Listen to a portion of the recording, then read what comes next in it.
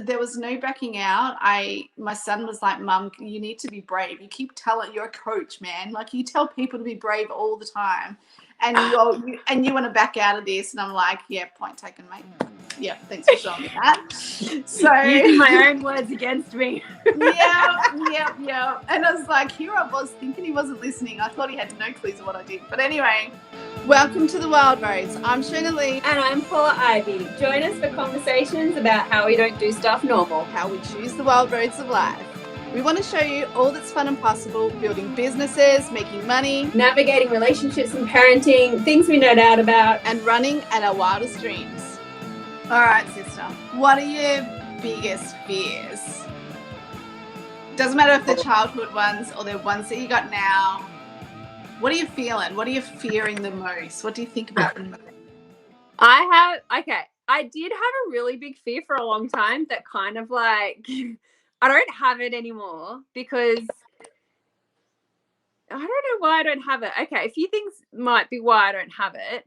But it was definitely something that was a big, like, it used to affect my nervous system bad. And it was like, I would get panic attacks from it. It's really weird. And it's going to freak me out. Am I going to get scared? You might think differently of me but I don't have it anymore. When I was younger, and I'll say, I actually think that having children actually helped me get over this fear. One, because we had a doula when I was pregnant and through the labor and through the birth and stuff. And she did a lot of hypnobirthing with me. So I found that, like, after having kids, like, my whole nervous system was just so much calmer. So I think that had a lot to do with it. But then also was kind of forced to face this fear when I had kids. Oh my God. Yeah. What is it? You don't want to say it. What's going on? It's so weird. I'm kind of embarrassed. Just say it. I had a fear of other people's feet. What?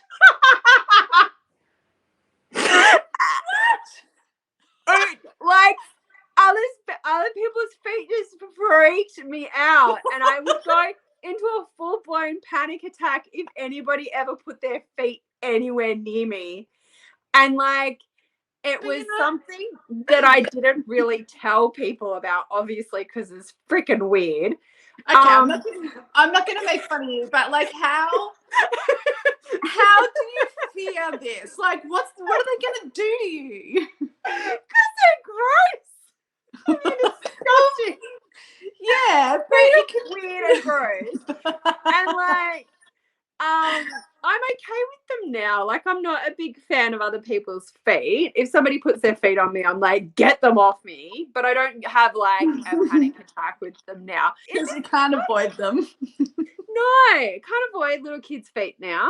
So that's kind of helped. But like, I don't know. They would freak me out. And like, friends of mine who knew that I had this fear, sometimes they would play with me and they'd be like, Paula, and they'd like wave their foot around like this, and I'll be like, like, go away from this sort of thing. And yeah, that's cool. That's kind of like, mate, do nothing normal. This is Paula being like, okay, I'm going to have a fear, right? But I'm going to choose, what will I choose? Feet, that'll do. I didn't choose it. But it was just something that if somebody put their foot near me, I'd be just like, get it away. Feet are weird.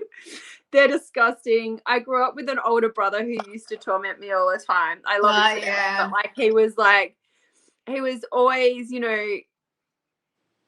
twice as big as me because he was older, and like, he used to and I had a bit of claustrophobia too, because I don't like, it probably stemmed from this, but there's probably a lot of other reasons why I had like claustrophobia as well, is that he used to like pin me down and sit on me a lot of the time, and like all that, you know, big brother stuff, and you're just it's nah, dude. Huge. But yeah, I feel like doing the hypnobirthing, because before hypnobirthing I used to freak out whenever we'd go flying, not because of being in a plane, it was because I couldn't get out of the plane. Yeah. It was like, I'm confined makes to this sense. little small seat and I Yeah. can't get off the plane. And I Yeah. felt like I'd have panic attacks. So I used to have amazing little pills that I used to take on flights. But then since kids, like, I'm fine now with it. I think there's a lot to do with that.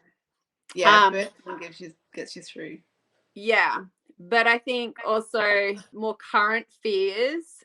Oh, so many came up before we started traveling Australia.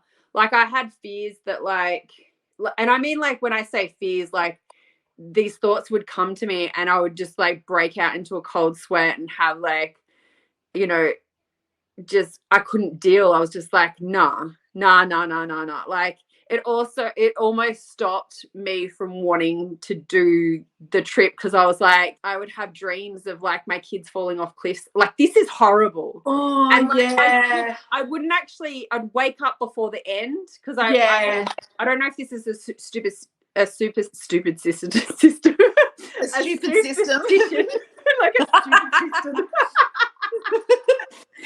Like, I don't know if this is superstitious or not, but seeing the person's dead body in a dream means that they're going to die. I never got to that. Like, I heard of that when I was a kid, but I had a few dreams where that, especially they'd fallen off cliffs, been eaten by crocodiles, and I was like, there's so many crocodiles in Australia.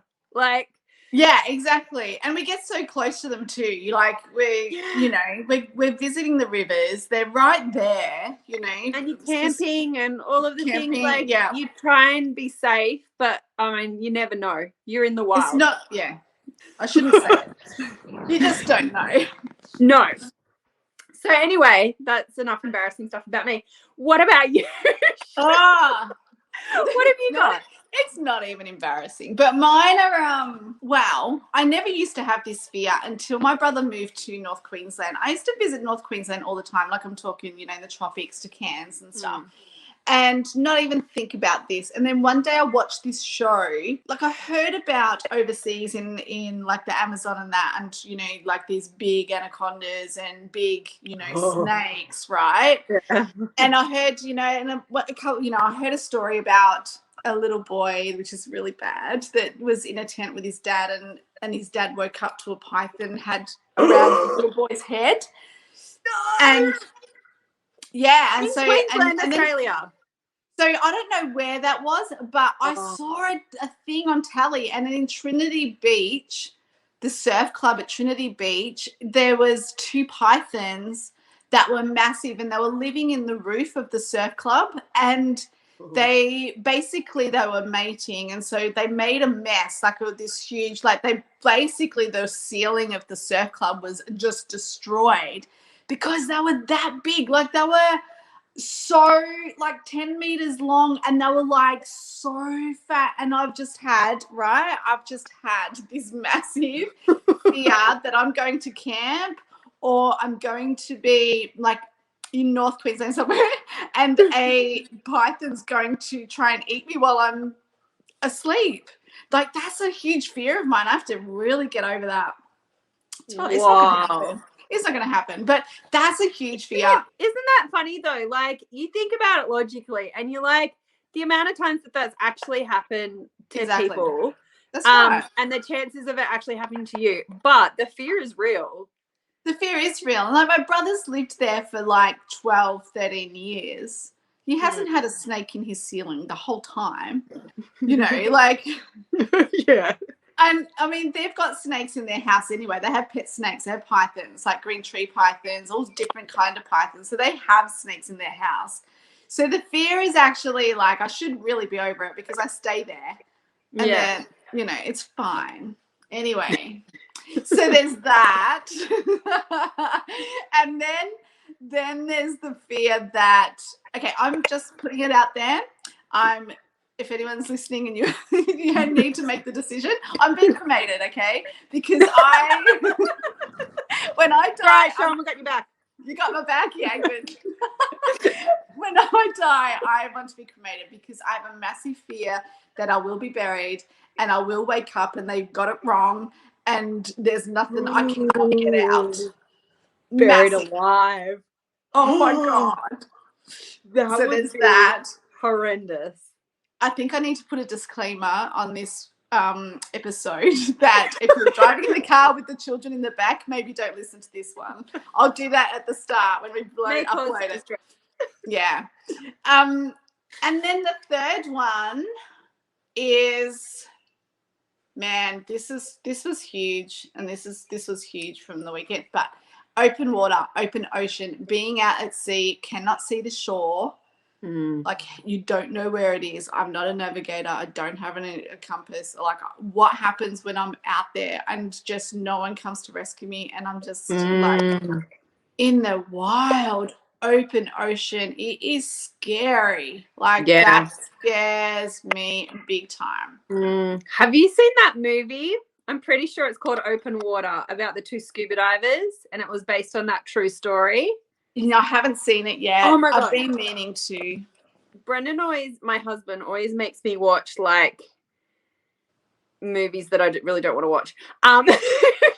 Yeah. He's like, he loves shark movies, and I'm like, please stop it with the shark movies. I am scarred for life with shark movies thanks to the 80s. But like, it's a movie about these 2 scuba divers. It's based on a true story, and they went scuba diving in the Great Barrier Reef. Yeah. And one of them decided last minute they weren't going to go scuba diving. And then they decided after everybody got in the water, yes, they did want to go in or something. And so they got in, and the count or something got messed up with how many people were in the water and how many people weren't in the water or something. Yeah.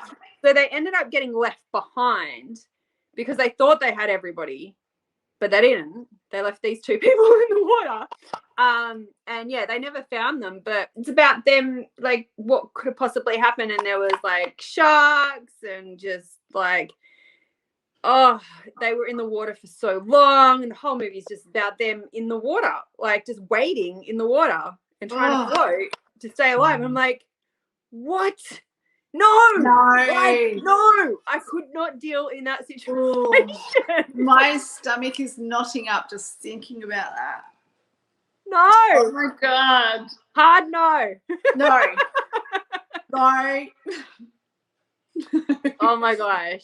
So tell us then, Shonah Lee, why the hell were you out in open water on the weekend?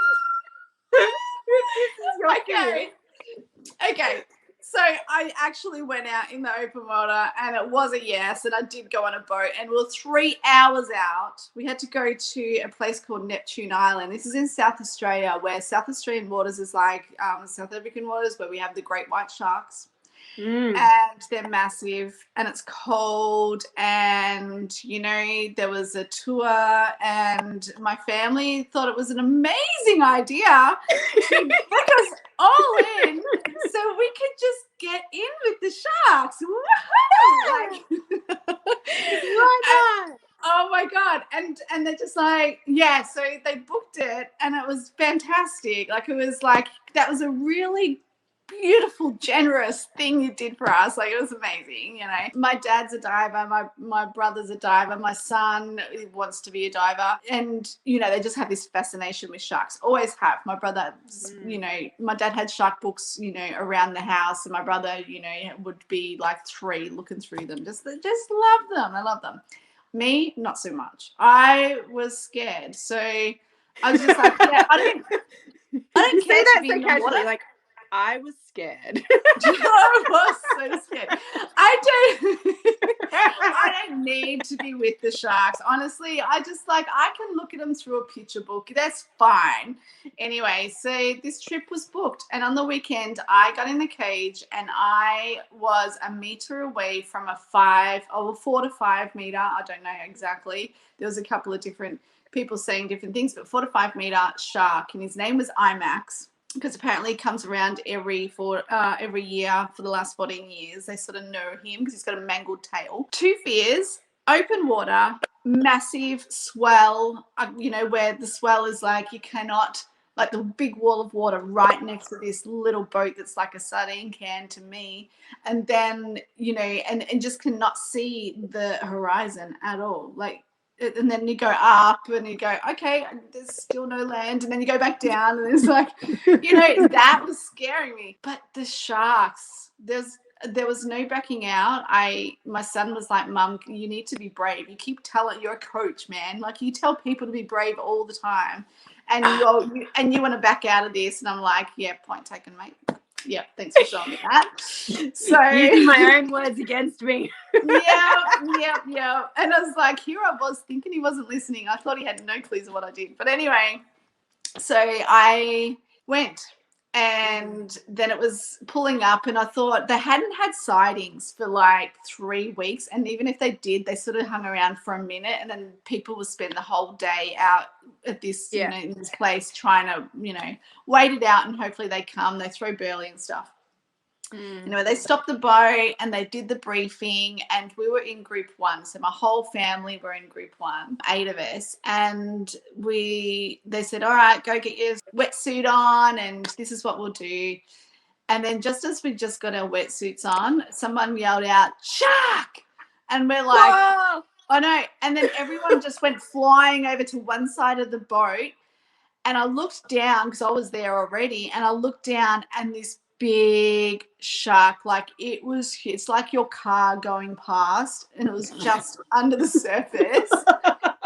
And it was just going past, and I just went, there's probably some footage that I have taken, but there was a lot of swear words that the camera wasn't on. It was like, oh, OF, like it was like, this is really real. We'll show some footage of like you packing it beforehand, because this, like, I'm so happy that you documented this experience, because this is actually something that I had the opportunity to do but didn't, because when we did the lap of Australia, that was one of my husband's bucket list things, was to do the great white shark dive, and I was like, no, I'm not. And when they went, in his group, they didn't see one shark. So he actually got a voucher to go back and do it again, which he has not yet done. And it was kind of like this thing, the day that he went out to do it, I was feeling FOMO. And I was like, why do I secretly want to do this? But like my whole body is like going, no, that's dangerous. Like, giant sharks, you in the water, no, don't. So I feel like now that you've done it, I'm like, it looks so cool when Sean does it.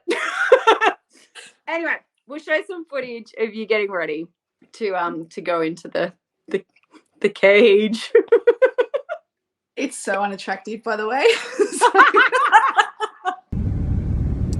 You can't see me right now. It's 6 o'clock in the morning, and I am in the taxi. We're on our way, and I feel really sick. Like, before I even get on the boat, I've taken seasickness tablets. I actually don't get seasick, but I don't know, preempting it, who knows? But I'm so nervous, and it's freezing. I think I'm more nervous about cold water than, you know, facing my fear of sharks. They say that they haven't had sightings, so I'm just like, yeah. But everyone here, my whole family is obsessed, so I hope we see sharks for them. I could so fit inside the belly of a shark. I just had a look. So yeah, it's making me feel better. So we're walking over to the boat we're about to get on. I'm not as nervous as I was half an hour ago. I think, you know, I'm more excited now to get on the boat, which is really, really weird. I think I'm going to go through a roller coaster of stuff, like excitement, adrenaline, a bit of a crash. It'd be interesting about the crash, because I've been working up to this like for probably a week now, like not sleeping, thinking about all the bad things that can happen, you know, that the boat sinks, we can't swim to shore stuff, you know. Yeah, so I don't know, I'm pumped at the minute. Let's see how this goes.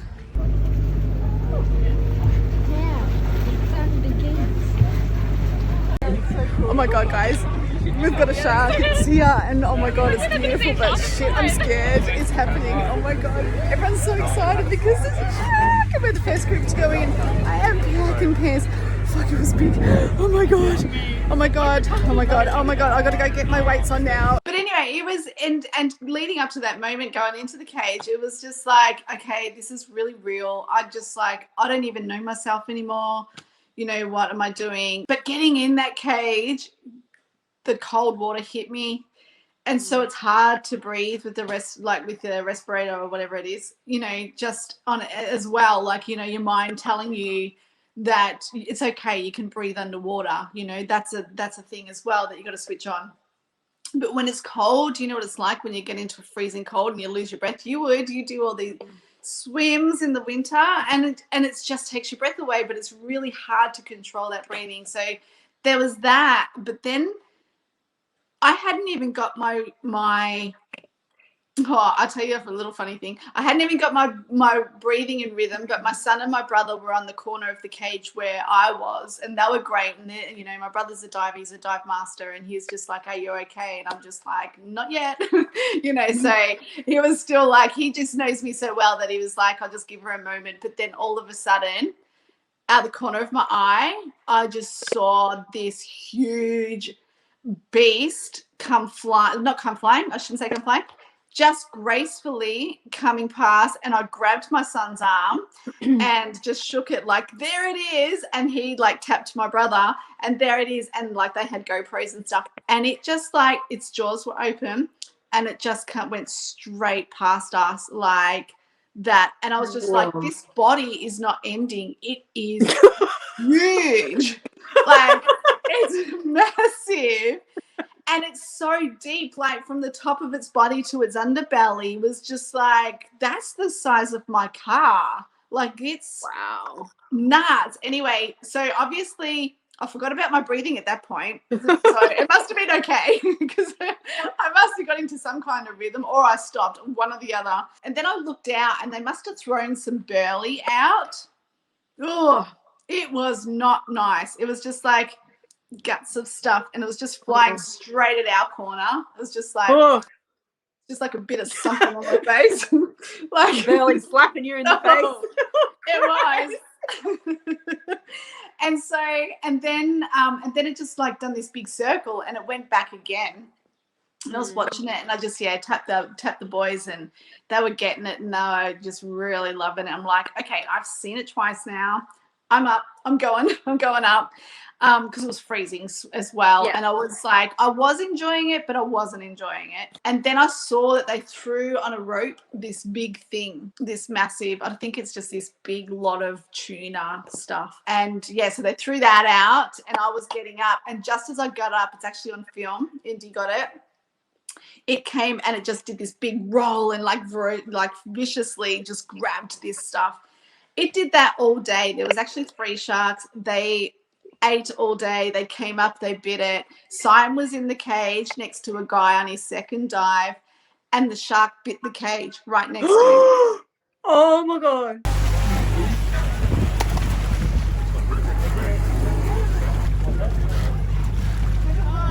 Did you see a shark yet? You shitting yourself? Are you coming out? That's terrifying. How terrifying was it? Oh my God. Did you piss your pants? How big is it? It was so big. It looked like I wanted to eat me.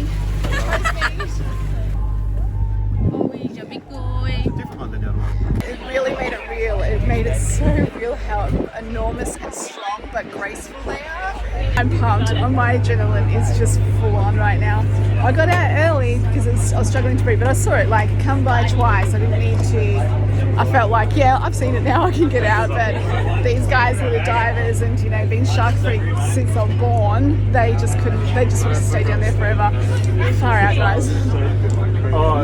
It's so good. Do it. If you get a chance to do this, put yourself out of your comfort zone and go.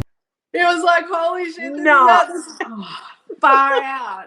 And just, and then, but it's funny, I wasn't panicking underwater, and even after that, I was just like, this is the coolest thing. Thank God I did this. And just watching them beside the boat, like just coming around, they were just like big puppy dogs that wanted to like chase it and eat a bone, eat a bit of steak that someone's thrown out, that's all it was for me. And And that's what they are. And it was just like, I've got total respect for them. Total. I used to hate them before. Like, I hated them. I didn't believe in the culling of them. It's like their domain. Yeah. But now I see them differently. I don't see them as monsters. I don't see them as, you know, that they want to eat the human race. Like, I just know that they're in their domain. We're meat. And, you know, they can't differentiate that. That's their survival. And they were beautiful. Like, I don't see them as ugly anymore. They're so beautiful. Oh, so beautiful. Yeah. So having a new obsession.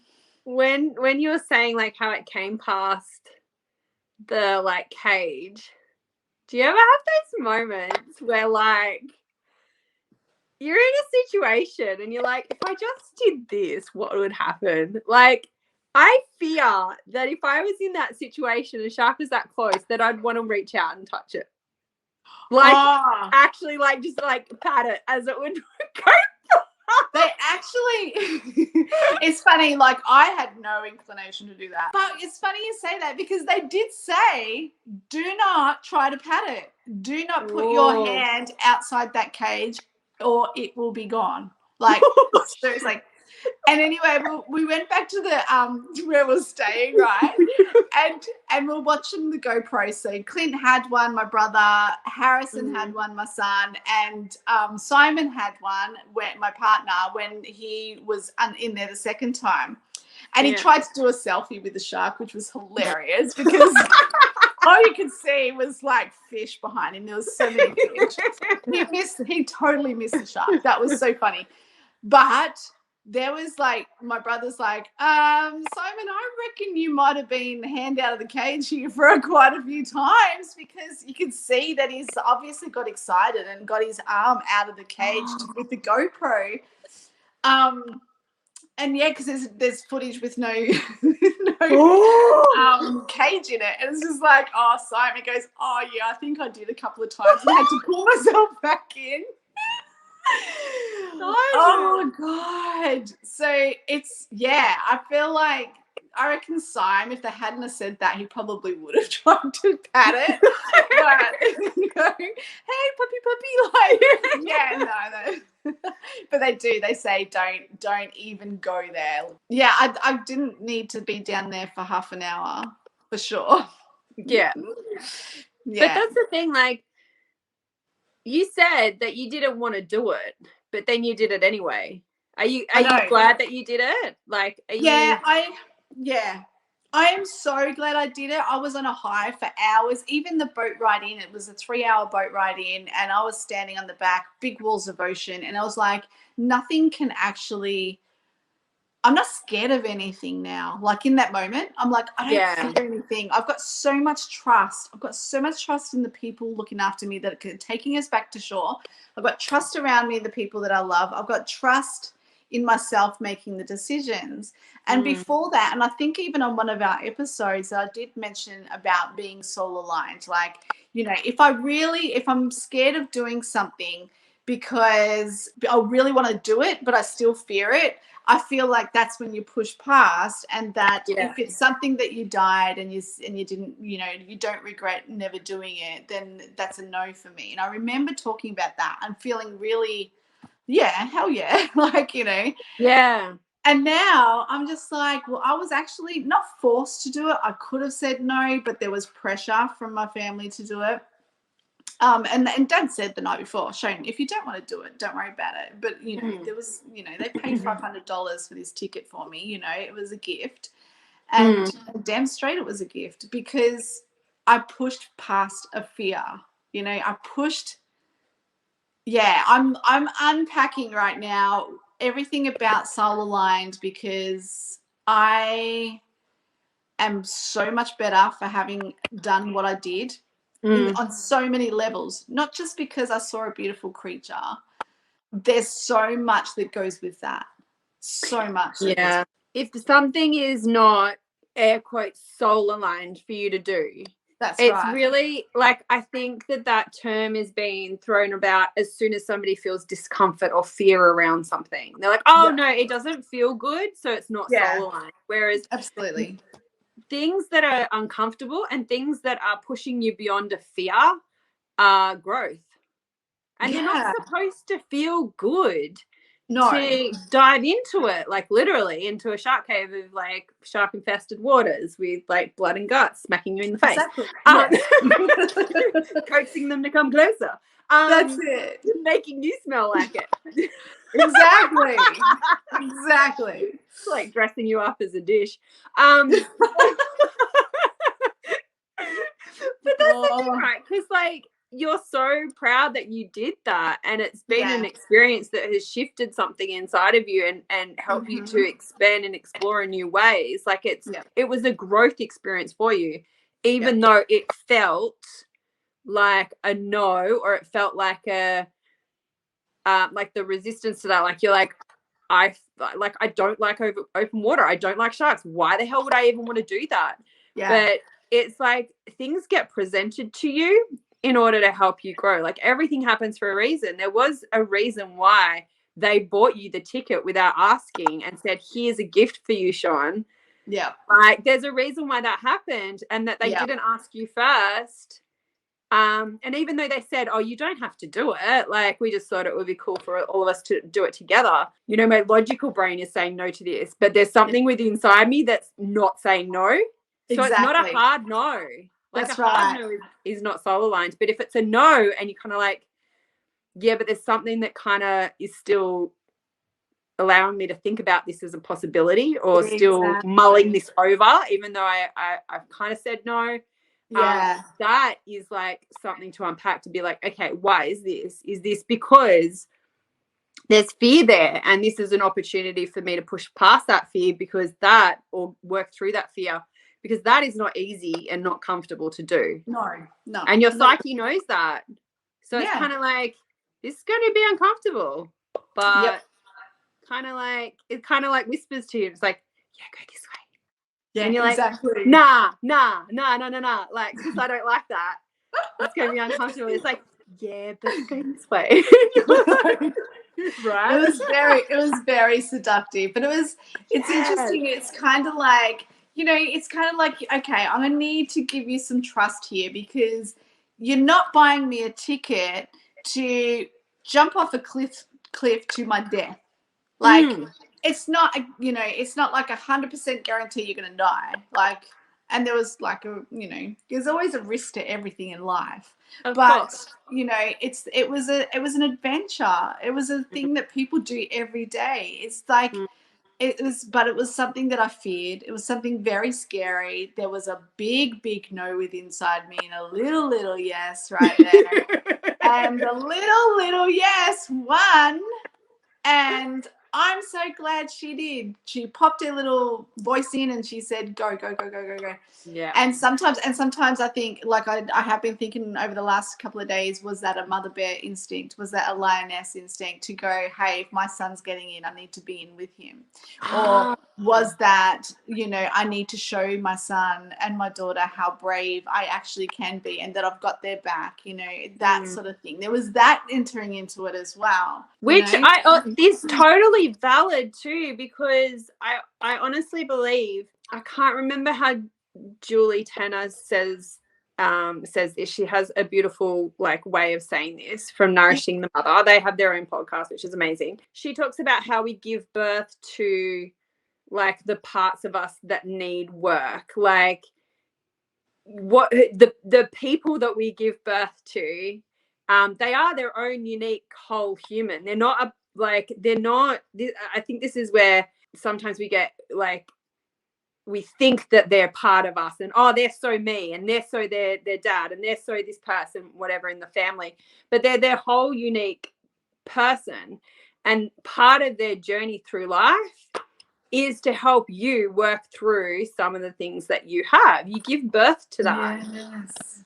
Because I totally believe that like we come from the spirit world, and we're all in the right bodies at the right time, surrounded by the right people, and that there's something in, you know, your children that you give birth to, and they've got gifts for you, and those gifts are, you know, doing the things that are uncomfortable, and you thinking, I'm doing it for my kids, I feel like I need to do this to show my kids, But it's not so much you showing your kids, it's more so you can work through it so they have done their job, which is part of the reason why they're here. Wow.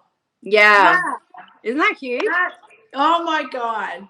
That is so beautiful. And I just really feel that with every cell of my body. Absolutely. That's amazing. Yeah. I'm speechless. Sean has no words. I have no words. But that's I totally agree that. I do believe, that your children choose you, and Harry was very brave.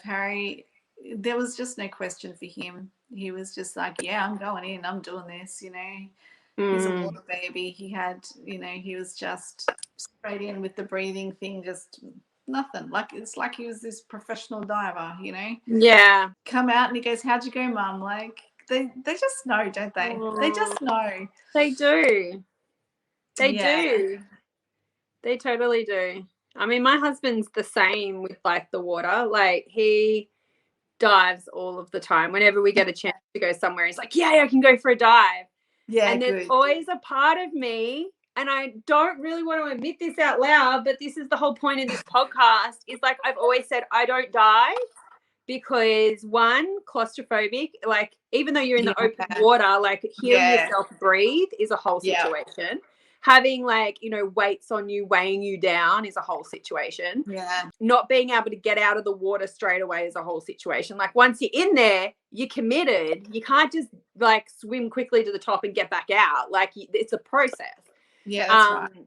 And and sharks, obviously, because, Jaws franchise ruined sharks for a lot of people who were born in the 80s and 90s. Like, that just, it was like a whole thing. So, like, as soon as I go, even snorkeling, like, I'll go snorkeling, but I know that I can get out at any point. But, like, and I talked about on a different podcast episode about how my husband and their boyfriend and my brother and dad tricked me into getting into the open water in Borneo when there was two sharks there. And I was like, what are you going to do? So, technically, I've already swam with sharks and I didn't die. True. So that's okay. But they were little reef sharks, apparently. Yeah. Not great whites. But see, that's the thing. Like, as soon as I go into the water, I hear the dun-it, dun-it, dun-it, dun-it. Yeah. Like that goes through my head every time I go into the water and I can hear myself breathing because of that freaking movie franchise. Well, I used to hear that music going in a swimming pool as a kid. Like because in Jaws 2, he was in the pool. Oh, man. One of the women had a dream that he was in the pool. Yeah. And like deep pools where I couldn't touch the bottom used to freak me out, even though I could see the bottom and I knew logically there's no shark in here. There's no shark in the pool, but but there was. There was. Oh God, it's funny. It's hilarious.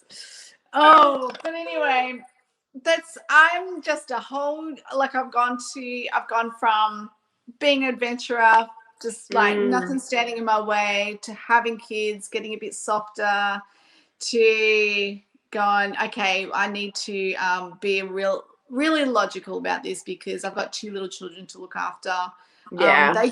They started growing up and they started doing adventures, and then me going, okay, I'm going to use the solar lined excuse now.